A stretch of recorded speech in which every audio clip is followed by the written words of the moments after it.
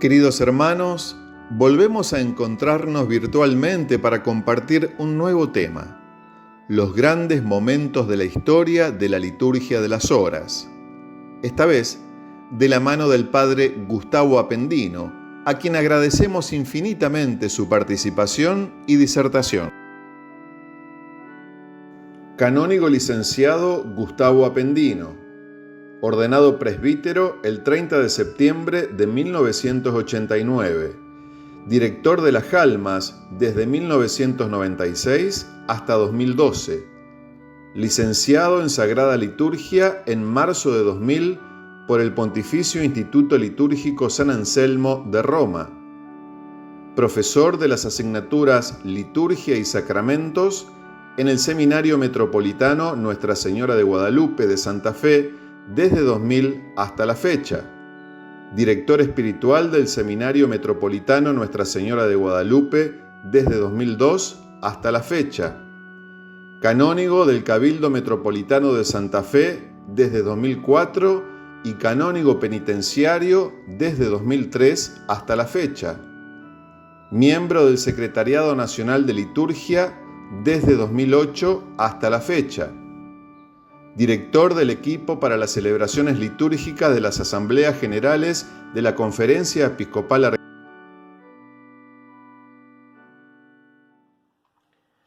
Queridos amigos, queridos hermanos en la fe, buenas tardes, bienvenidos a todos, qué alegría que nos encontremos en esta nueva instancia de la Jornada Arquidiocesana de Liturgia, la 17ª ya, con esta modalidad un poquitito diferente a la que todavía no estamos del todo acostumbrados, pero bueno, lo lindo es que se puede hacer y podemos estar.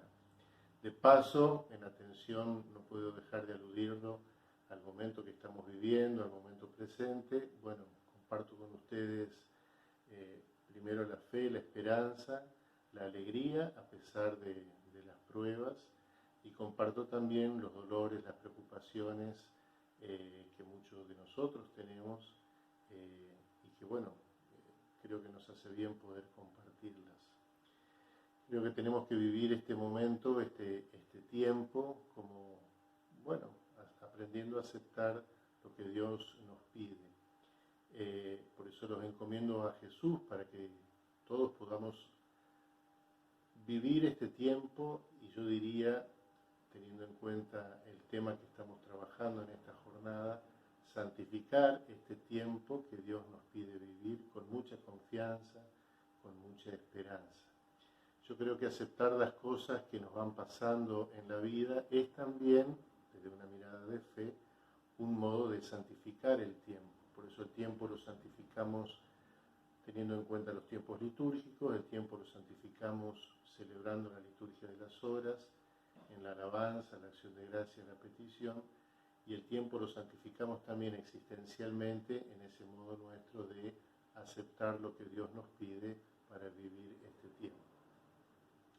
Le agradezco mucho al Padre Rodrigo, que me pidió participar, estar con ustedes. Para mí ha sido siempre un gusto vivir la jornada de liturgia, la famosa JAL. Así que bueno, le agradezco especialmente a él y a todo el equipo de la Junta Arquidiocesana de Liturgia. Y bueno, espero humildemente poder compartir con ustedes mi pequeño granito de arena para seguir haciendo este camino de formación litúrgica que tanto bien nos hace y que tanto provecho nos genera. A mí me pidieron que tomara una parte de este gran tema que se está desarrollando. Ya otros amigos también han estado colaborando y van a colaborar, y es la liturgia de las horas en el marco de la santificación del tiempo. Este tema de la santificación del tiempo, de alguna manera podemos decir que lo retomamos hace 2 años. La jornada de liturgia nos ayudó a tener en cuenta los diversos tiempos litúrgicos, aprendimos mucho con eso. Ahora, y creo que también muy oportuno, estamos esperando la aparición de los nuevos libros del Oficio Divino. Estamos reflexionando sobre el significado de la santificación del día, considerando el día como un tiempo litúrgico cotidiano. A mí me pidieron que presentara una pequeña charlita sobre la historia de la liturgia de las horas, sobre la historia del oficio divino. A propósito, usé en este momento las dos maneras, porque es oportuno recordar, son los dos nombres oficiales que se le da a este modo de oración litúrgica: oficio divino o liturgia de las horas. Yo voy a usar indistintamente los dos nombres. El primero, oficio divino, quizá no es tan habitual entre nosotros, el segundo sí, es más fácil recordarlo, es más habitual escucharlo, pero bueno, los dos son los nombres con los cuales se conoce podríamos decir, ritual de la celebración de las horas. Por eso cuando yo diga oficio divino, estaré diciendo también liturgia de las horas. Me han pedido la parte histórica. Obviamente no podremos hacer más que un repaso breve sobre los grandes momentos de la historia. Estudiar todos los entretelones sería fascinante, pero es imposible en una presentación que trataríamos no sea tan extensa. Como siempre, el acercamiento a lo histórico nos podría resultar un poquito tedioso, pero bueno, yo voy a tratar de que no sea así. De todas maneras, creo que es muy oportuno porque el modo en que celebramos hoy el oficio divino, el modo en que celebramos hoy las laudes, las vísperas, no surgió ayer, no surgió con el Concilio Vaticano II, sino que es parte de un proceso que, como vamos a ver, arranca mucho antes que nosotros. Y por eso, a menudo, para poder comprender los motivos espirituales, litúrgicos, teológicos de la liturgia de las horas, el por qué la celebramos de una determinada manera, muchas veces para poder enmarcar bien toda esa realidad, la historia es para nosotros una gran maestra. Yo voy a organizar mi charla diferenciando dos grandes bloques en toda la exposición. En primer lugar, vamos a tener en cuenta los antecedentes de la oración de las horas, es decir, ver de descubrir dónde se entronca. Podríamos hablar de una prehistoria de la liturgia de las horas. En ese marco vamos a hablar de la oración de Jesús, según la costumbre de los judíos, y vamos a ver también algunos rasgos de la oración de la Iglesia primitiva. En segundo lugar, vamos a recorrer, distribuyéndolo en 3 periodos, la historia propiamente dicha, desde los orígenes hasta el Concilio Vaticano II. Aquí le pedí a Fabiana, que está trabajando mucho junto con todo el equipo, que preparara una placa. Ella les muestra ahora la placa con la cual queda un poco mostrado el pequeño programa de nuestro trabajo. Ahí lo tienen. El primer gran tema va a ser los antecedentes de la oración de las horas. El segundo gran tema, grandes momentos de la historia de la liturgia de las horas. En el primero, en el de los antecedentes, en primer lugar la oración de Jesús, en segundo lugar la plegaria en la iglesia primitiva. Luego, dentro de los grandes momentos, estos 3 periodos, los primeros intentos de organización, que va del siglo I al V, del oficio solemne al oficio privado, que va del siglo VI al XV, y los intentos de renovación, que van desde el siglo XVI al siglo XX. Vamos entonces a los antecedentes, a la prehistoria de la liturgia de las horas, y la primera referencia que tenemos que tener en cuenta es la experiencia de la oración de Jesús. Es lindo ver cómo para Jesús su vida es una oración permanente, un contacto, un coloquio personal permanente con el Padre. Y también es lindo ver que no solamente su vida es una oración permanente, sino que su oración es su vida. Tanto es así que sus discípulos quedan enseguida admirados por la vida orante de su maestro y quieren aprender de él. Para mí, una de las peticiones más conmovedoras que aparecen en el Evangelio, entre muchas, es aquella que le hacen los discípulos y que se sintetiza en esta expresión: Señor, enséñanos a orar. El capítulo 11 de Lucas trae ese episodio: Señor, enséñanos a orar. Entonces, podríamos también pedirle nosotros a Jesús que nos enseñe a orar, y sería bueno verlo orar a Jesús. ¿Cómo oraba Jesús? Humanamente hablando, Jesús, niño, aprendió de sus padres a orar diariamente, como toda familia judía piadosa según la costumbre de Israel. Las familias israelitas eran sumamente piadosas. Hay una expresión de un autor, de un biblista, que dice que Jesús nació en un pueblo que sabía orar. Así que Jesús no solamente ora porque es el Hijo, el Verbo hecho carne de Dios, sino porque en su vida terrena aprendió humanamente a orar.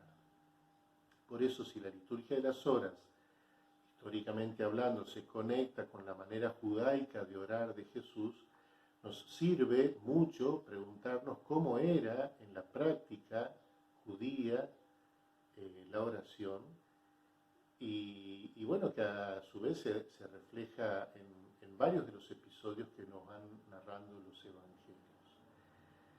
La práctica judía tenía fundamentalmente tres grandes momentos a lo largo de la jornada. Al caer la tarde, la oración vespertina; al amanecer, la alabanza y la acción de gracias a Dios matutina; y la oración del mediodía.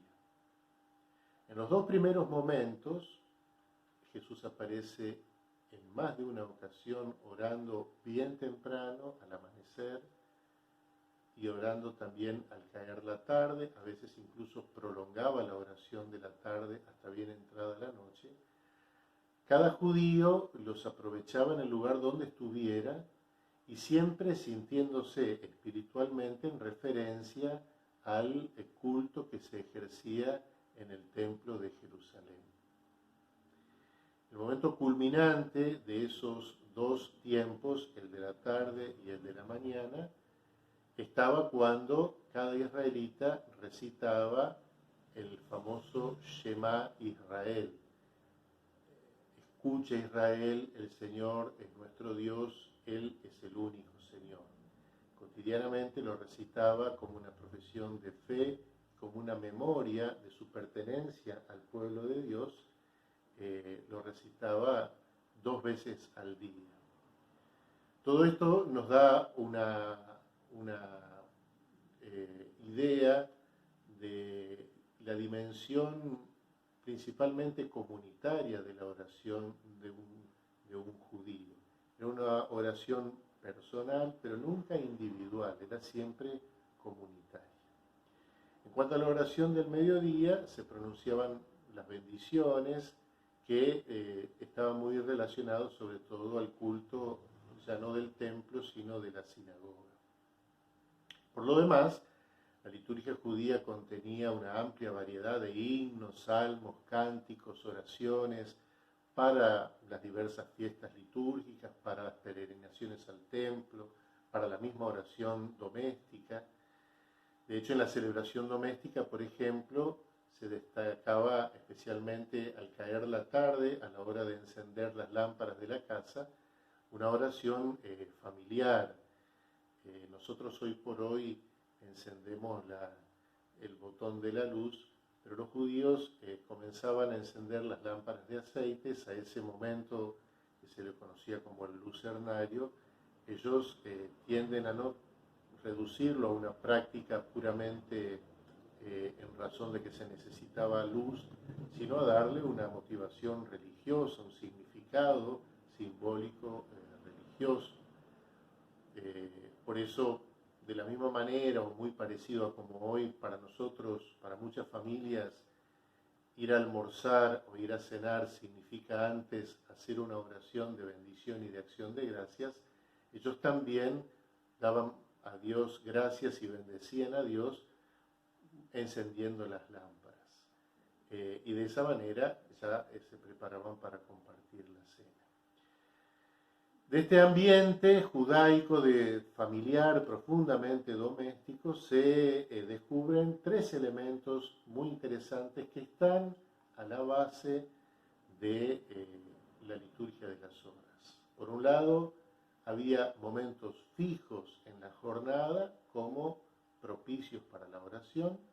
En segundo lugar, la oración se entendía como una práctica personal, pero profundamente comunitaria y familiar.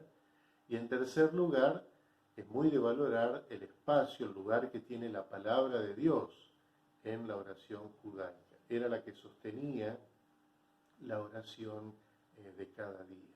Todos estos elementos, que nosotros los vemos exteriormente referidos, hay que tener en cuenta que hay que agregarle un segundo elemento que es propio de Jesús y que es también propio para conocer la oración de Jesús y que el maestro agrega para, además de las formas exteriores, ayudar a tener en cuenta el espíritu con el cual hay que orar.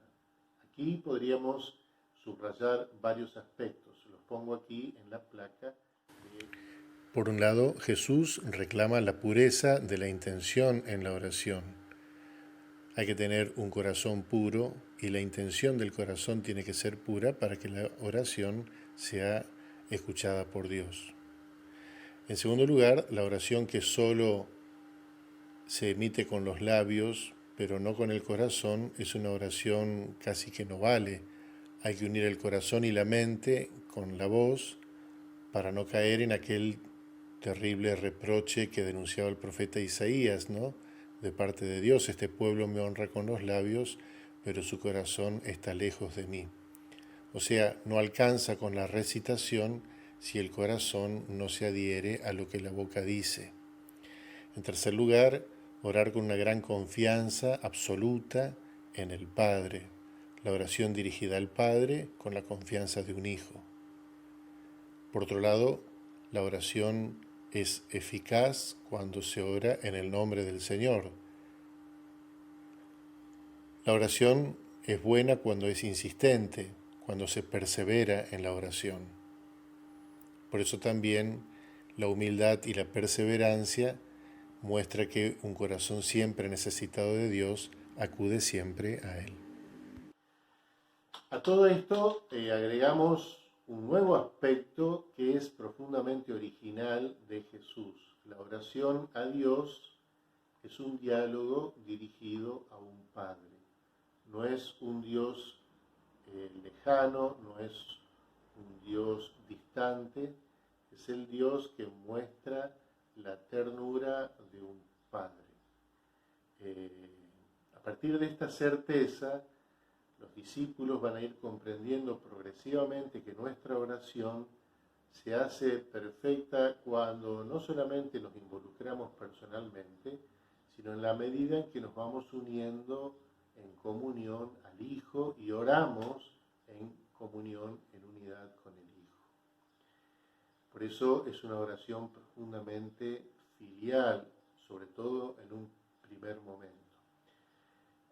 A finales del siglo I de la era cristiana, los cristianos de origen judaico que mantuvieron durante bastante tiempo la costumbre de recitar 2 veces al día el Shema Israel, escucha Israel, el Señor tu Dios es solamente el único Señor, fueron reemplazando esta doble recitación diaria por la triple recitación del Padre Nuestro.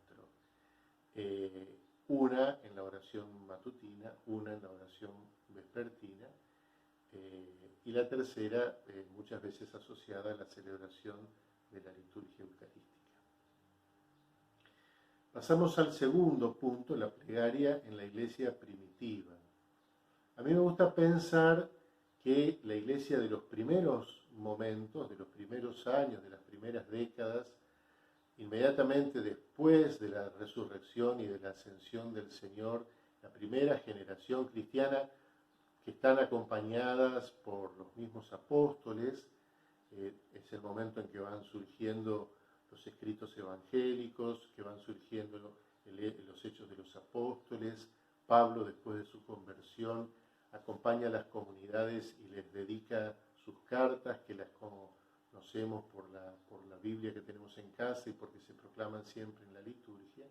Bueno, este periodo es una especie de tiempo intermedio, una especie de eslabón entre la experiencia de Jesús profundamente judaica y el punto siguiente, que vamos a ver ya, la historia de la liturgia de las horas. De hecho, los apóstoles en un primer momento están muy vinculados a las formas judaicas. El libro de los Hechos nos muestra que al principio los apóstoles subían al templo para la oración de la tarde, eso de los apóstoles 3, y además sentían que justamente mantenían estas costumbres, pero que habían aprendido a orar de Jesús de un modo también original, y que habían heredado de Jesús este mandato de enseñar a orar. Los apóstoles que se han sentido enseñados por Jesús asumen ahora el compromiso de ellos ir enseñando a las generaciones cristianas que van naciendo. Por eso ellos comienzan a organizar sobre la base judaica la oración de las primeras comunidades cristianas, cambiando algunas formas, pero conservando la herencia judaica que habían recibido y que habían visto en el Señor. Por eso no es que los apóstoles se habían comprado los 4 tomos de la liturgia de las horas y celebraban laudes, vísperas y completas.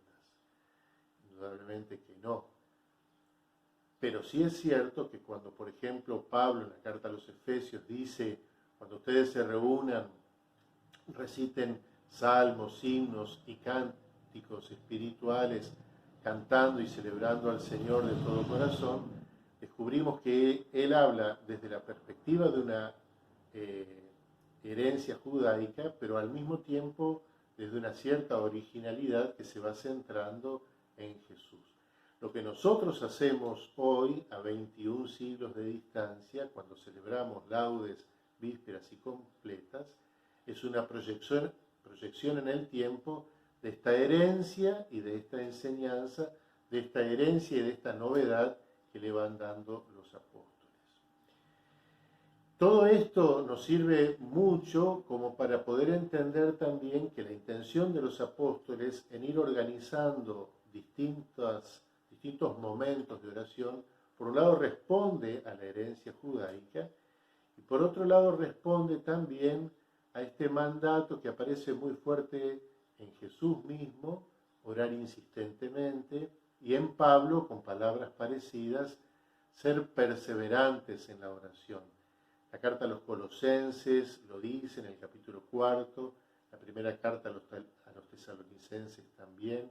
Estaba esta intención de que el cristiano, aún ocupándose de los quehaceres en los que se juega la vida, el trabajo, la vida familiar, la vida social, no podían perder de vista esta especie de estado de oración permanente, que obviamente no se puede jugar en desde la 0 hasta la 24 estar rezando constantemente, pero el hecho de ir marcando distintos momentos en la jornada le va dando a la jornada una unidad en la que la oración está perfectamente presente.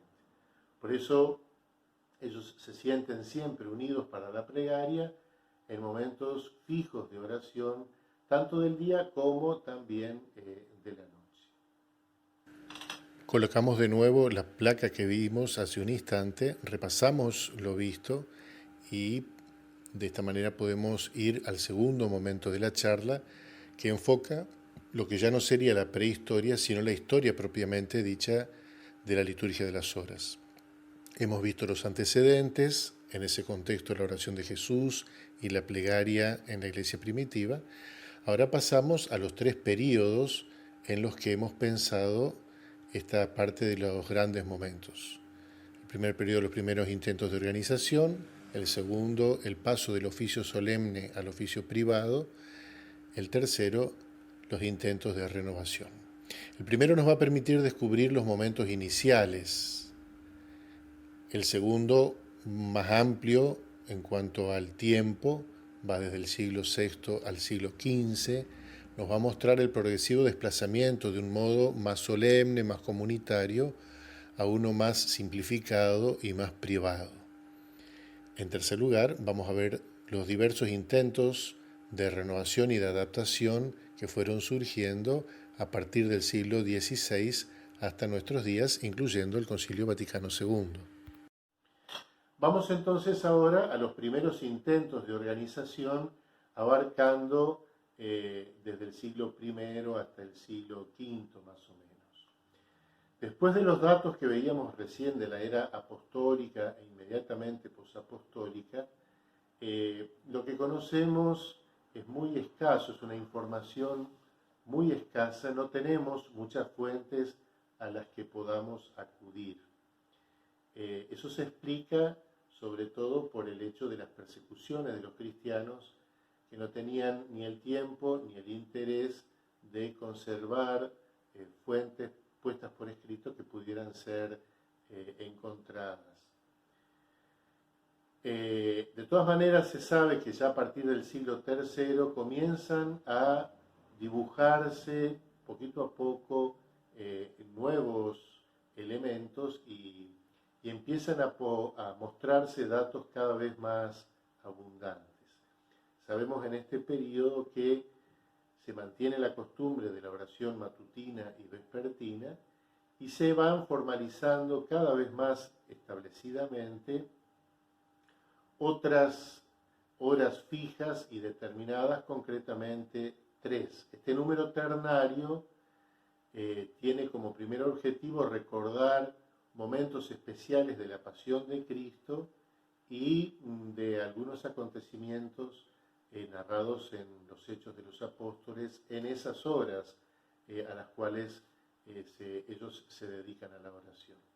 Siguiendo el cómputo romano de las horas diurnas, estas 3 horas que se agregan a la matutina y a la vespertina serán la hora tercia, en latín, traducido sería tercera y corresponde a las 9 de la mañana de nuestro modo de marcar las horas del día, la hora sexta, que corresponde a las 12 del mediodía, y la hora nona, en latín, novena, que corresponde a las 3 de la tarde. Por eso, junto al amanecer y al atardecer, la media mañana, el mediodía y la media tarde comienzan también a mostrarse como momentos propicios para la oración.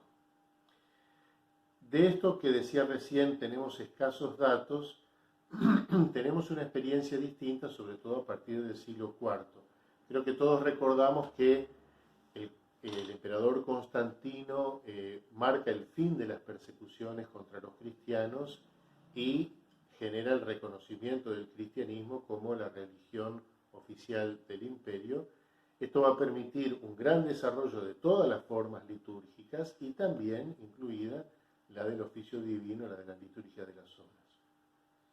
Por eso poco a poco se van organizando desde este momento, a partir del siglo IV, 2 modelos fundamentalmente del oficio. Por un lado, el que podríamos llamar modelo eclesial, con 2 variantes muy similares, el modelo catedral por un lado, cuando la oración es presidida por el obispo en su sede, y el modo parroquial, cuando ausente el obispo, la oración es presidida por un presbítero en otra iglesia. En este modelo, en el que están, como vamos a ver dentro de un momento, involucrados tanto los clérigos como el obispo, como los laicos, la comunidad entera se reúne sobre todo para los 2 grandes momentos troncales, la oración matutina y la vespertina. Obviamente con una participación no tan numerosa en los días de trabajo, pero sí muy importante, casi diría multitudinaria, mucho más amplia, en los domingos y en los días festivos. Además de este modelo eclesial con sus variantes, catedral y parroquial, se va desarrollando también el modelo monástico. La estructura es al principio muy similar, pero vamos a ver cómo progresivamente se va a ir enriqueciendo cada vez más este modelo monástico. Es propio de comunidades de cristianos que deciden vivir en común para compartir la vida, la oración, el trabajo y los bienes. Y entonces en este estilo de vida que se irá desarrollando cada vez con más fuerza, este modo de oración, alternando oración y trabajo, se irá perfeccionando y se irá complejizando cada vez más, como es normal en una comunidad que se dedica exclusivamente a compartir la oración y el trabajo. Vamos a ver lo que no se puede esperar de los laicos, que tienen su presencia en el mundo, sus obligaciones familiares y laborales en el mundo, pero sí se las puede permitir una comunidad que dice, trabajamos en casa, compartimos la vida, cuando sea necesario interrumpimos los momentos de trabajo y nos dedicamos a la oración también compartida. En este contexto monástico, a las laudes y las vísperas y a las 3 horas de las que hablábamos recién, la tercia, la sexta y la nona, se van a ir agregando poco a poco otras horas. La hora prima, que corresponde a las 7, es decir, ya antes del amanecer, sobre todo en algunos momentos del año solar, las completas antes del descanso y las vigilias para ser oradas en los horarios nocturnos. Es una costumbre muy arraigada entre los monjes, además de ir a dormir temprano, levantarse en algunos momentos de la noche para hacer la oración y luego volver a descansar. Una de las formas más célebres en Occidente será la orden de los benedictinos, que creo la mayoría de nosotros hemos tenido ocasión de conocerlo, fundados por San Benito, que tiene justamente como lema ora et labora, ora y trabaja. Todavía hoy, el oficio divino romano, descendiente del catedral y del parroquial, y el oficio divino monástico comparten muchos puntos, pero difieren en muchos aspectos. El oficio monástico es mucho más largo, tiene más horas, compromete distintas horas del día y de la noche que no se puede dar en el oficio que nosotros conocemos, el oficio romano. Los que hayan tenido la experiencia de celebrar las laudes en el monasterio de Victoria, o en Córdoba, o en Rafaela, entienden de lo que estoy hablando. Una de las características de este momento es la conciencia que tienen todos los cristianos, que todos ellos, laicos, clérigos y monjes, son protagonistas de este modo de oración. No sienten, como lamentablemente todavía hoy, que la liturgia de las horas sean para los curas y para los monjes, o para aquellos cristianos que quieran parecerse a un cura o a un monje. Para ellos es muy normal considerar que el oficio divino era una oración para todo. Se sienten iglesia, se sienten que oran como iglesia y se sienten que este modo de oración es una oración propia de la iglesia. Se suma a ello el hecho de que hasta el siglo IX no se había generalizado la costumbre de la celebración diaria de la misa, como la tenemos hoy en día. Hoy en día es muy frecuente que muchos cristianos, además de la misa dominical, participen también de la misa cotidiana. Es una de las cosas que extrañamos en este tiempo de pandemia. Algunos ni siquiera pueden ir a la misa dominical, pero en tiempos normales hay muchos que gustan de participar diariamente de la misa. Esto no es una realidad hasta el siglo IX. Por eso para muchos la Eucaristía era de los domingos y los días de la semana era ir a celebrar las laudes o las vísperas, o el que podía y quería las laudes y las vísperas. En tanto, era una oración para todos. De este modo, lo que se quería era compartir una vida espiritual de modo comunitario. Como conclusión de este periodo vemos entonces otra placa, la número 4, y justamente sintéticamente vimos primero que sobre la base de la experiencia de Israel y como consecuencia de las enseñanzas apostólicas, progresivamente se va estructurando la oración de las horas en momentos fijos del día. En segundo lugar, la oración de las horas es una fuente de espiritualidad eclesial, usando la palabra eclesial en un doble sentido. Primero, se celebra como comunidad, no aisladamente. Acuérdense ustedes que la palabra iglesia es la traducción castellana de la palabra eclesía, que en griego quiere decir comunidad. Por eso toda vez que la experiencia es comunitaria, es una experiencia eclesial. Y en segundo lugar, es eclesial justamente porque no es exclusiva de los clérigos, sino propia de toda la iglesia, también de los laicos. Esta eclesialidad se la vive de un modo más simple en el contexto parroquial, obispo, clero, laicos o catedral, y de un modo más desarrollado en el contexto monástico. Bueno, si están cansados pueden apagar el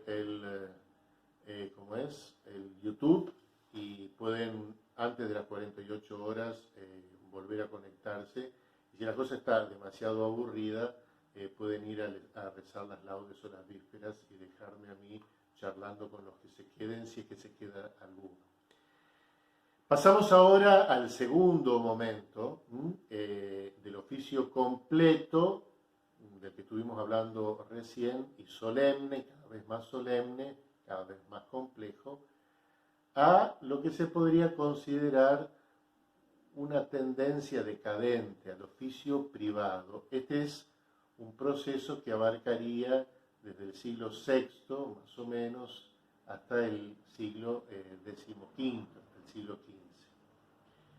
Decíamos recién que una de las características fuertes y hermosas de la liturgia de las horas era esta dimensión eclesial, pero esta característica comienza a declinar progresivamente. Por un lado, se van multiplicando cada vez más la creación de muchos elementos no bíblicos que se agregan a la liturgia de las horas, himnos, antífonas, responsorios, oraciones, que indudablemente van enriqueciendo esta expresión litúrgica, la van volviendo cada vez más bella, pero también más recargada, más compleja, se necesita más tiempo para dedicarle, van a necesitar componerse más libros para poder llevarla adelante, van a aparecer el salterio que contendrá todos los 150 salmos, pero van a aparecer también los antifonarios para ir agregándole la antífona, los himnarios, los leccionarios, en fin, la cosa se va poniendo cada vez más complicada, sobre todo por la influencia muy fuerte, que hemos dicho, del modelo monástico. El modelo monástico además sigue agregando no solamente elementos para cada hora, sino más horas a las laudes, a las vísperas, a las intermedias. Empiezan a imponerse también algunas horas nocturnas y, como aparece como modo casi ejemplar, tiende a pretender imponerse como modelo único, en contraste con el modelo parroquial y catedral, que hasta ahora había sido mucho más breve y mucho más sobrio. Y es claro, una cosa es rezar todas las horas, la prima, las laudes, las 3 horas intermedias, las vísperas, las completas, las vigilias nocturnas, en una comunidad consagrada al ora et labora, y otra muy distinta es esperarse que lo pueda hacer gente que trabaja, que tiene familia, que tiene otras obligaciones. Incluso no solamente los laicos no podrán celebrar con este ritmo, sino los mismos clérigos que se dedican a la acción pastoral jamás van a poder interrumpir en varios momentos para hacer esta oración. Esto generó algunas consecuencias que se las considera no tan positivas. Primero, el grueso grande del pueblo de Dios, los laicos, tienden a ir dejando de participar. No lo decían así, pero era un poco, bueno, que a esto se dedican los que se consagren a eso. Nosotros este ritmo no lo podemos hacer. De este modo se deseclesializa, a ver, intento decirlo de nuevo, a ver si me sale bien, se deseclesializa, el Papa Francisco inventa palabras, yo me permito también inventarla, es decir, va perdiendo su dimensión eclesial, la liturgia de las horas, y se clericaliza, se termina convirtiendo en algo propio de cleros y de monjes. Esta mala herencia empieza a aparecer en este momento, que es un modo de pensar bastante frecuente incluso en nuestros días.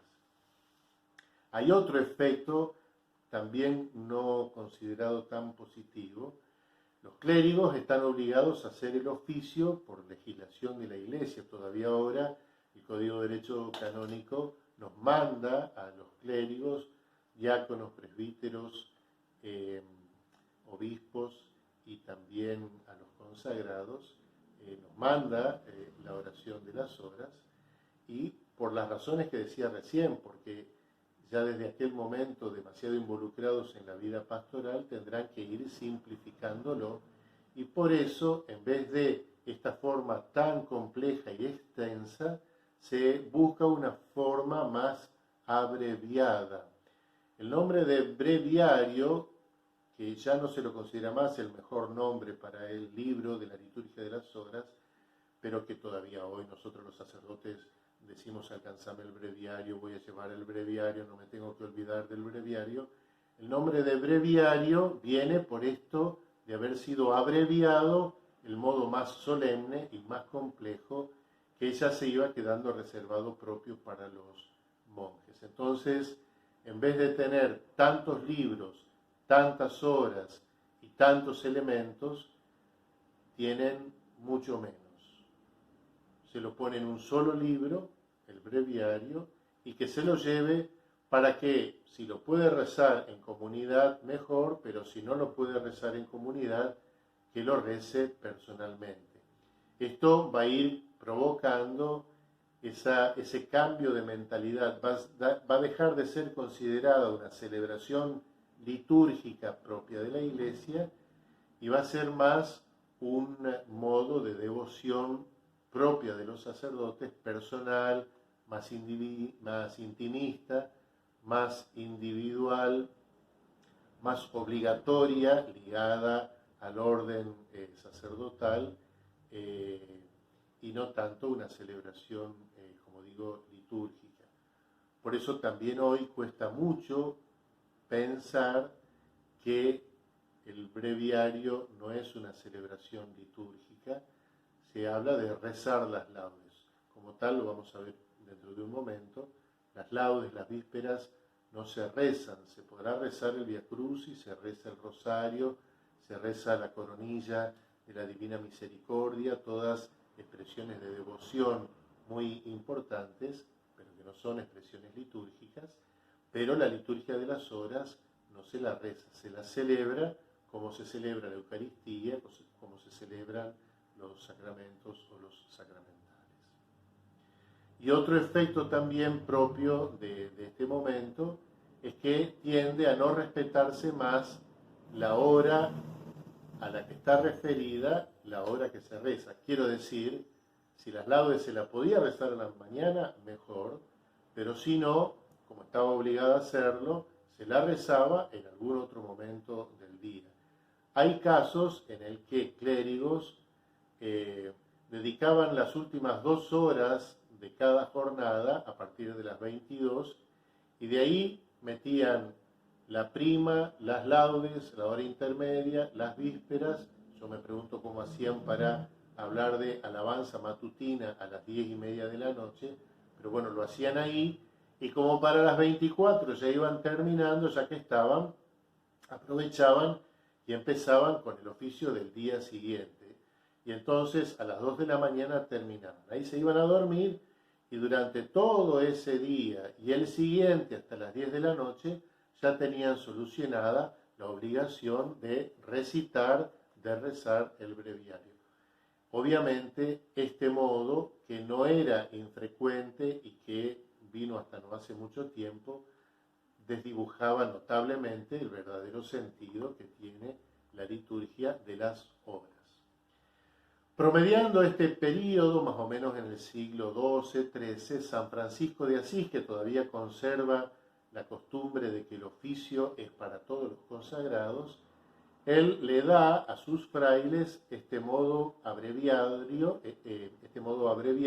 el breviario, para que recen, y los frailes, dedicados como están a la misión, caminando por toda Europa, terminan diseminándolo por todas partes. Es el modo en que el modo breviario termina triunfando entre las comunidades de religiosos y sacerdotales, y el modo más amplio, solemne, queda reservado para las comunidades monásticas.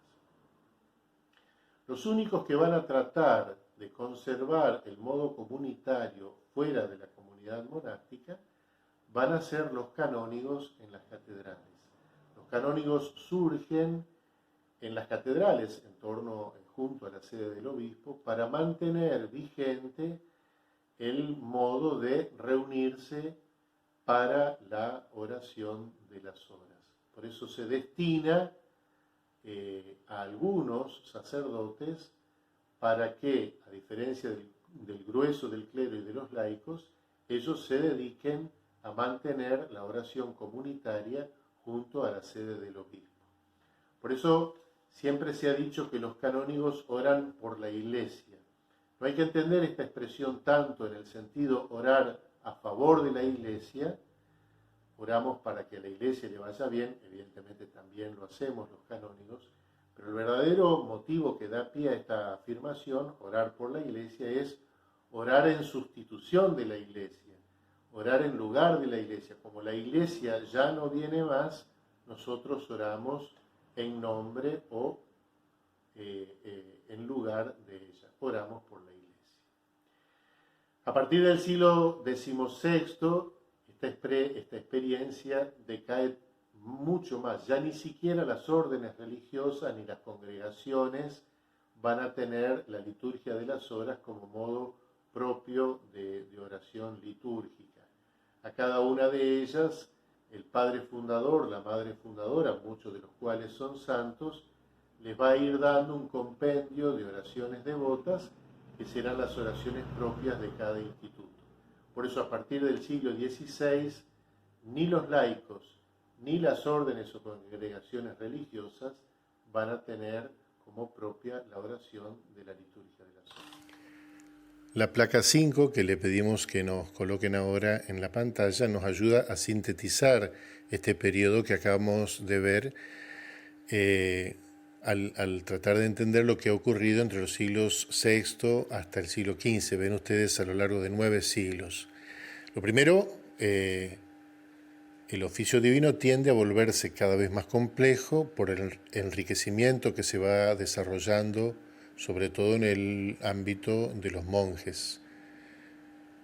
Este modo monástico intenta imponerse como el molde estándar, pero no lo logra, y como consecuencia vemos algunos aspectos que podríamos decir los tenemos que lamentar. Entre los monjes se vuelve una celebración cada vez más solemne, pero para especialistas. Los clérigos necesitan simplificarlo, abreviarlo, para adaptarlo al ejercicio de su ministerio pastoral. Surgen los canónigos como lo único que pueden mantener en las catedrales el oficio por la Iglesia, es decir, en lugar de la Iglesia que ya no se reúne. En un primer momento las órdenes religiosas siguen el modelo breviario y lo expanden. Hemos visto cómo San Francisco de Asís y la Orden de los Frailes Menores son la experiencia más palpable de esto, pero ya en un segundo momento las órdenes religiosas incluso lo pierden como como modo de oración litúrgica y lo van reemplazando por oraciones que les van indicando los santos fundadores. Y por último también ya los laicos definitivamente lo pierden como una fuente de espiritualidad propia.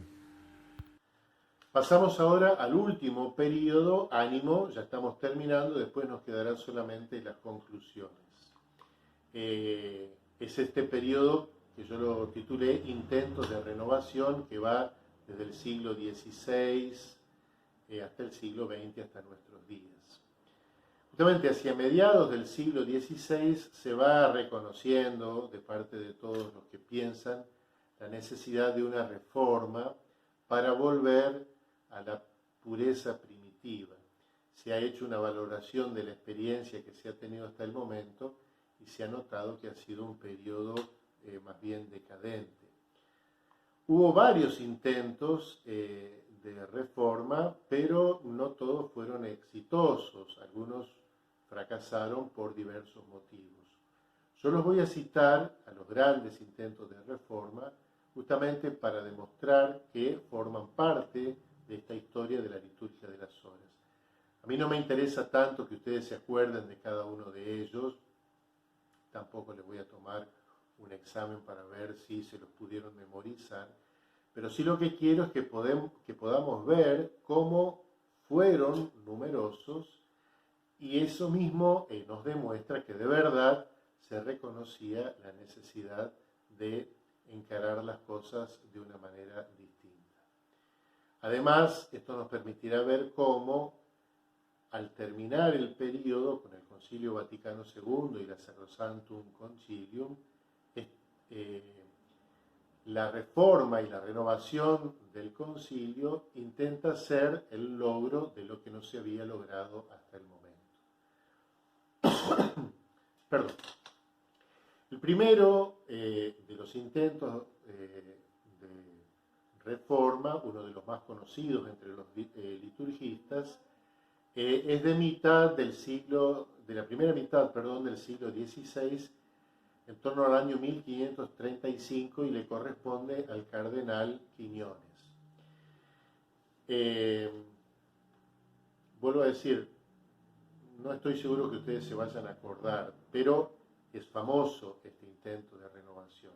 Y a mí no me gustaría que alguien le pregunte, ¿el padre Gustavo les habló de la historia de la liturgia de las horas? Ustedes le digan, sí, nos dijo, sí. Y él les pregunte, ¿les habló del cardenal Quiñones? Y ustedes digan, no nos habló. Bueno, existió la reforma que quiso hacer el cardenal Quiñones a pedido del Papa Pablo III. De hecho, esa reforma tenía una propuesta muy interesante. Reducía la extensión de la recitación de la liturgia de las horas a proporciones un poquito más razonables y practicables. Insiste repetidamente en la recitación regular de todo el salterio, pero distribuyéndolo de una manera que se pueda hacer. Presenta una buena subdivisión de toda la Sagrada Escritura y quita muchos textos discutibles de carácter legendario que habían entrado sobre todo en el oficio de lecturas y que, como digo, se percibía que no era una lectura propia para la liturgia de las horas. De todas maneras, conservaba algunos defectos propios de la época. Sigue siendo un libro para clérigos obligados a la recitación, no estaba pensado para laicos, por tanto sigue clericalizada y deseclesializada la liturgia de las horas.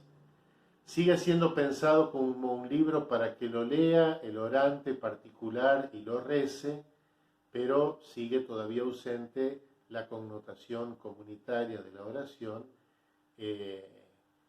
Y por eso, poco después, el Papa Pablo IV desautoriza este libro y le encomienda a la congregación de los teatinos. Los teatinos son fundados por un santo muy conocido entre nosotros, San Cayetano, y de hecho los teatinos en este segundo intento de reforma se ponen en campaña, pero murió el Papa, se interrumpieron los trabajos y quedó en la nada. Este fue el segundo intento. Dentro más o menos del mismo periodo, el Concilio de Trento va el 1545 al 1563, también propuso una reforma y no logra hacerla el concilio, no tiene tiempo porque se interrumpe antes de poder hacerlo, pero el Papa Pío V, en el año 1568, poco después, encara él personalmente la reforma del breviario y la materializa. El Papa San Pío V es célebre por ser uno de los grandes reformadores de la liturgia moderna. Él va a ser el autor del misal tridentino, que desde Trento hasta el Concilio Vaticano II durante 4 siglos estuvo vigente, la reforma del breviario tridentino, que desde ese momento hasta el siglo XX estuvo vigente, y la reforma del ritual de los sacramentos. O sea, el Papa San Pío V es el gran reformador de los tiempos modernos de la liturgia, con una reforma muy interesante, aunque no terminó de solucionar algunas cosas, como vamos a ver que se van a solucionar más adelante. Después de estos 3 intentos, el último sí logrado, recién hay que esperar hasta el siglo XX, en 1911, con el Papa San Pío X, que vuelve a reformar el breviario, lo vuelve todavía menos complejo y más acortado que lo que se estaba usando hasta el momento. Después de Pío X, Pío XII también reforma el breviario, cambiando la versión de los salmos que se venían usando, obviamente siempre en latín, y simplificando las rúbricas. Y por último, después del Papa Pío XII, el Papa San Juan XXIII realiza algunos cambios menores, pero acuérdense, el Papa Juan XXIII ya tiene en mente el Concilio Vaticano II, le va a terminar confiando al Concilio Vaticano II gran parte de la reforma litúrgica, así que los cambios que él propone son menores. Y ahí sí entra muy fuertemente el concilio de la segunda mitad del siglo XX, con la famosa Sacrosanctum Concilium, la Constitución sobre la liturgia, que le dedica, la Sacrosanctum Concilium, todo el capítulo 4 a reflexionar y a proponer la reforma del oficio divino. ¿Cuáles son las líneas maestras de la reforma de la Sacrosanctum Concilium? La primera y fundamental, que creo que es el gran proyecto de la Sacrosanctum Concilium para toda la liturgia, no solamente para la liturgia de las horas, es el de, siendo fieles al momento presente, ubicándonos en el momento histórico del siglo XX, volver a la pureza primitiva de la liturgia antigua. Yo siempre le enseño a los seminaristas, el gran grito de los padres conciliares es volver a las fuentes de la liturgia y también volver a las fuentes de la liturgia de las horas, no en el modo primitivo, pero sí en los grandes componentes, en el espíritu de la liturgia de las horas primitivas. Por eso, y acá los voy a ir enumerando, para el concilio la liturgia de las horas es celebración, no rezo, algo de lo que les hablaba hace un momento atrás. Para la Sacrosanctum Concilium, otra de las líneas maestras, es el oficio divino es liturgia, no un acto devoto, es liturgia de las horas, no un acto de devoción.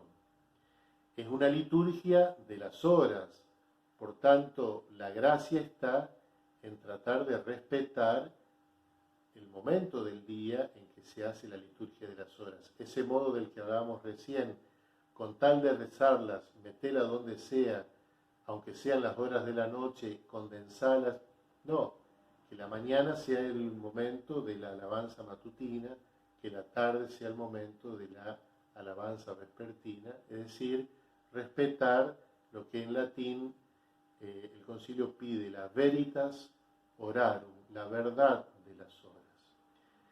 Porque es liturgia, y porque es liturgia de las horas, devolverle a la liturgia la dimensión eclesial, vale decir proponerle a los laicos, como se hizo en un primer momento, que también lo aprovechen como un modo de oración litúrgica. Es decir, no es una oración clerical, es una oración eclesial. Por lo mismo, porque es una oración eclesial, procurar, en la medida que se pueda, que la oración se haga en un contexto comunitario y no tanto en un contexto individual. Entre los sacerdotes esto no siempre es posible, pero el mismo concilio pide que cuando sea posible se haga. Y también se le pide, sobre todo a los párrocos, que en la medida de las posibilidades organice en sus comunidades parroquiales espacios para compartir la liturgia de las horas, por lo menos en algunos días determinados. A propósito, esto forma parte también de la historia actual de la liturgia de las horas. Hoy por hoy, en nuestra diócesis, fuera de nuestra diócesis, son muchas las comunidades que, con motivo de la celebración de la Pascua, con motivo de la celebración de la fiesta patronal, algunos incluso todas las tardes, después de la misa, se reúnen 5, 10, 15, hasta 30 personas y dicen: vamos a celebrar las vísperas. Eso es un modo comunitario, eclesial, de celebrar la liturgia de las horas. Y el último de los caballitos de batalla, permítanme ustedes la expresión, es adecuarla a los tiempos actuales. Si les parece, vamos entonces a la placa 6, que sintetiza todo este periodo de los intentos de reforma.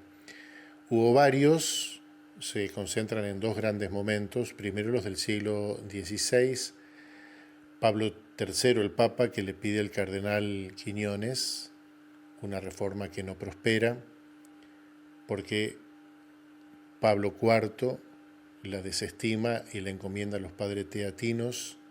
Tampoco prospera, porque se muere el Papa y los padres teatinos interrumpen el proceso.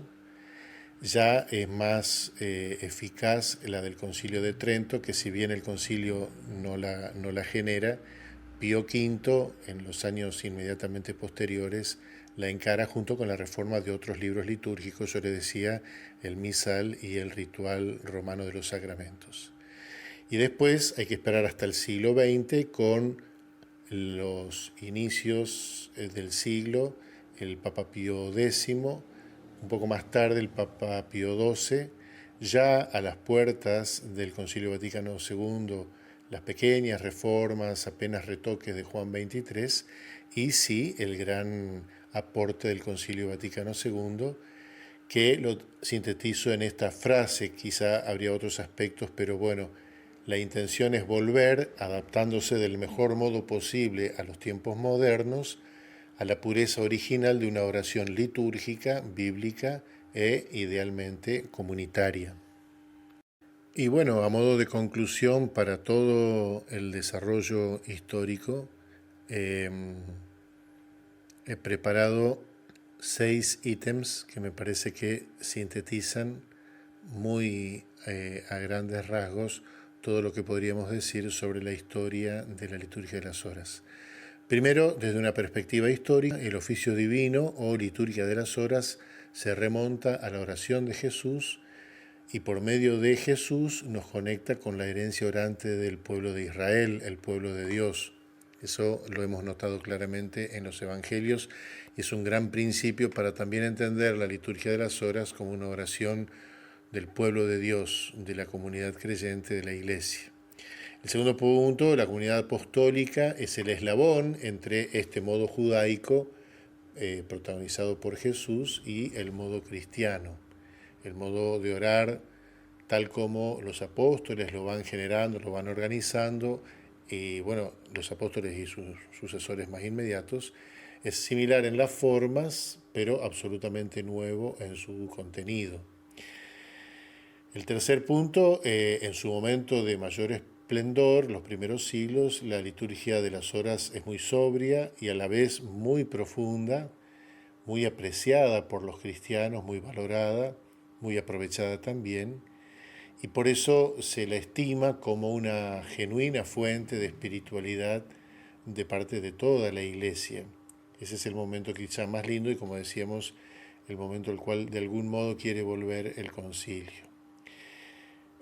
Además, se observa, después de ese periodo de esplendor, digamos, un progresivo cambio que deseclesializa, si me permiten el término nuevo, y al mismo tiempo clericaliza la oración litúrgica, hasta el punto, como habíamos visto, de quedar exclusivamente identificada como liturgia para consagrados, clero, monjes, y después incluso ni siquiera como liturgia, sino casi como un libro de devoción con la obligación de hacerlo. Pero lo que veíamos, ya el grueso de los cristianos no la considera más como algo que ellos puedan aprovechar, es más, como que ni siquiera tienen derecho a aprovechar ese tipo de oración.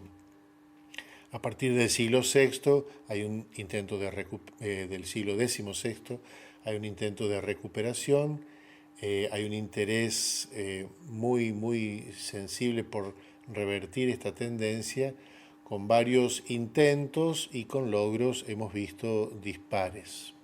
Y por último, la reforma más de fondo, que yo creo que más que un intento, es un logro de la Sacrosanctum Concilium, del Concilio Vaticano II.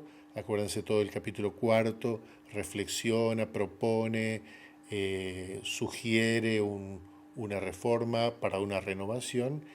Y este aporte del concilio quiere situar al oficio divino como una liturgia, como una celebración litúrgica, como una liturgia celebrada, como fuente de espiritualidad, centrada en la palabra de Dios y ofrecida para toda la Iglesia. Y por eso habíamos dicho, es notable como en los últimos años en muchas comunidades parroquiales, en retiros, en encuentros con jóvenes, poquito a poco se va instalando el aprovechamiento de la liturgia de las horas como un modo de oración.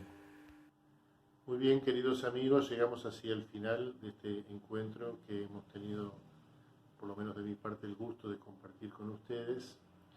Sé que el estudio de la historia puede resultar un poquito tedioso, un poquito incómodo. Sé también que es interesante valorarlo porque el estudio de la historia nos permite conocer un montón de detalles que de otra manera pasarían desapercibidos. El estilo de la JAL presencial, que esta vez no pudimos tener, ofrece la oportunidad para el diálogo al final de la ponencia, y allí es donde uno contesta las preguntas, responde las dudas. Bueno, esta vez no ha sido posible encontrar el modo de hacerlo. De todas maneras, de mi parte, tuve la intención de ser lo más claro posible. Espero que lo puedan aprovechar. Vuelvo a agradecerles a todos.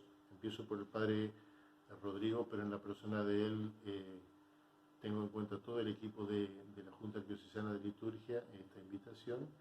Y bueno, les mando a todos mis mejores deseos y la bendición de Dios. Y ojalá que también no perdamos de vista que todo lo que hacemos en la Iglesia, y en este caso particular en la liturgia, es para la mayor gloria de Dios y para la salvación de las personas. En el nombre del Padre, del Hijo y del Espíritu Santo. Amén.